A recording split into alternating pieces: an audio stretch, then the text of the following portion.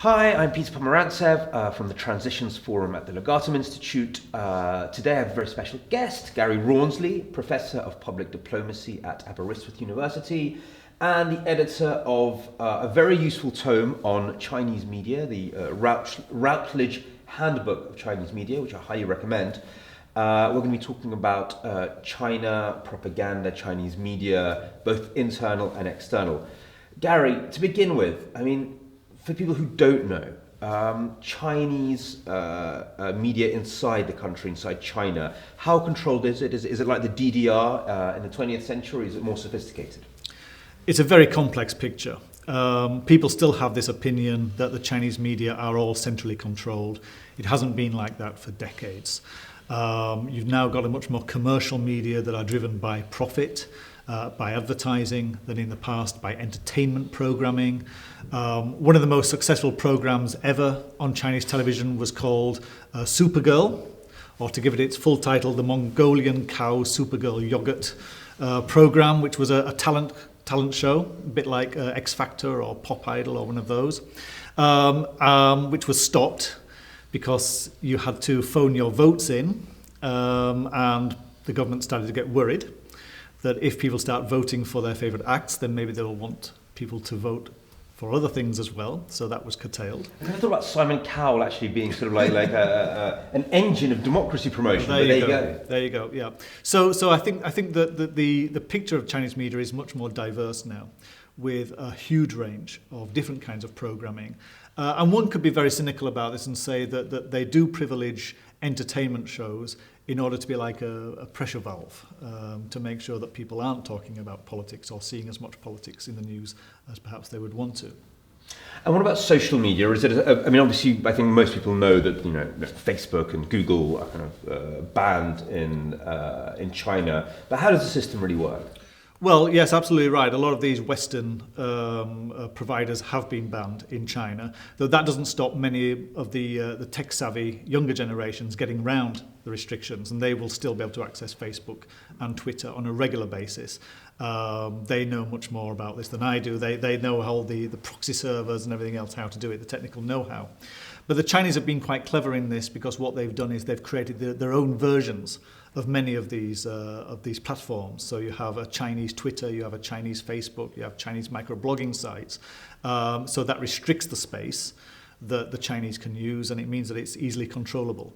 But nevertheless, those are still spaces for genuine dialogue and sometimes criticism of government and government policies.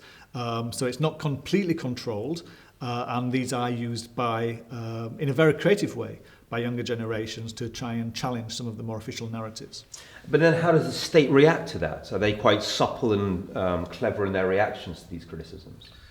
Well, as long as the criticism doesn't start challenging the authority and legitimacy of the Communist Party to rule China, and it doesn't criticise the top leadership of China, they can be quite tolerant.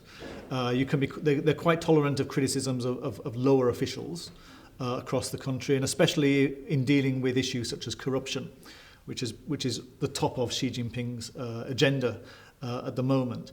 And one of the ways that the Chinese government has tried to intervene in these debates is to try and manage the narrative much more. So while they still control the internet, while they still have the powers of censorship that they've always had, now they are intervening in the debates online much more and trying to spin the information and the communication that's taking place. Things like the 50 Cent Party, where the Chinese government hires and pays younger internet users to post good news on the internet.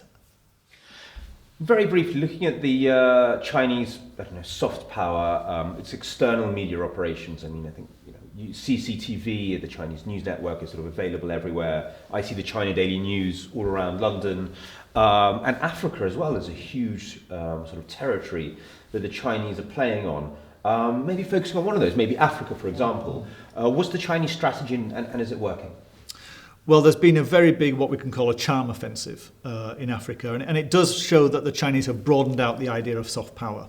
When we in the West talk about soft power, we tend to think about culture, we tend to think about the media, we tend to think about the softer side of what we do. Whereas the Chinese, when they talk about soft power, are talking very much about economics, they're talking about investment, they're talking about aid and humanitarian assistance.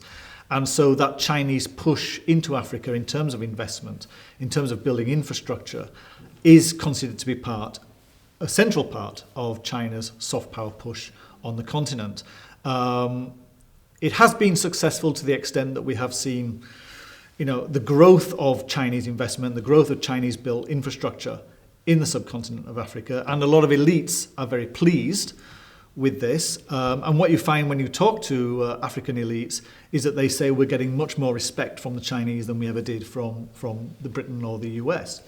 But down at the grassroots level, there's been quite a negative reaction to this.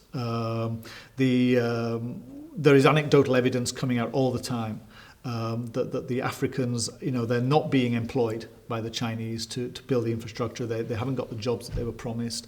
And there are claims about what's been known as concrete colonialism, that this is merely another way for China to build up its own profit, as well as its influence in Africa at the expense of normal Africans. Right, so it sounds less like soft power and more like sort of the softer edge of hard power. Exactly, the edges are very blurred here, yeah. So it's not so much sort of it's not a public diplomacy in the way we'd understand it. No, not at all, no. All right, Gary, thank you very much. Thank you. And I highly recommend the book Gary's just edited, The Routledge Handbook of Chinese Media, which is a fascinating compendium on all aspects of Chinese media. Thank you very much for joining us, Thank and you. I hope to see you again soon. Thank you very much.